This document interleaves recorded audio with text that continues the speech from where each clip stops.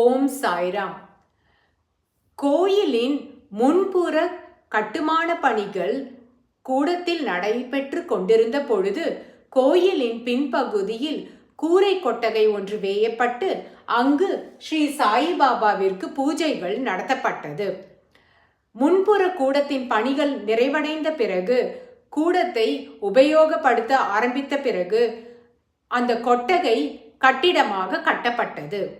அங்கு பிருந்தாவனத்திலிருந்து எடுத்து வரப்பட்ட அழகிய ராதாகிருஷ்ணரின் ஆளுயர திருவுருவ படம் நிறுவப்பட்டது. பூஜ்ய ஸ்ரீ நரசிம்ம சுவாமிஜியின் அயராத உழைப்பின் விளைவாக ஷீரடிக்கு பல்வேறு பகுதிகளில் இருந்தும் பக்தர்கள் யாத்திரையாக வரத் தொடங்கினர். இதனால் ஷீரடி சம்ஸ்தானத்திற்கு பெருத்த வருவாய் கிட்டியது. ஷீரடி சம்ஸ்தானம் பூஜ்ய ஸ்ரீ நரசிம்ம சுவாமிஜியை செயற்குழு உறுப்பினராக நியமித்தது.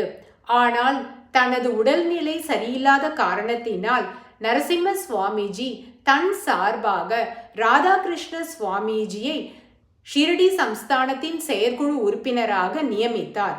1952 ஆண்டிலிருந்து திரு கோபாலசுவாமி ஐயர் என்பவர் ஷீரடி சம்ஸ்தானத்தின் செயற்குழு உறுப்பினராக நியமிக்கப்பட்டார்.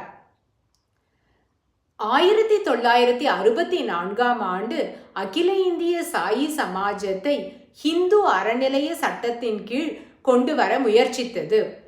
அப்பொழுது சென்னை உயர்நீதிமன்றம் அகில இந்திய சாயி சமாஜம் ஹிந்து அறநிலையத்துறை சட்டத்தின் கீழ் வராது என்று ஒரு வரலாற்று தீர்ப்பை வழங்கியது. ஓ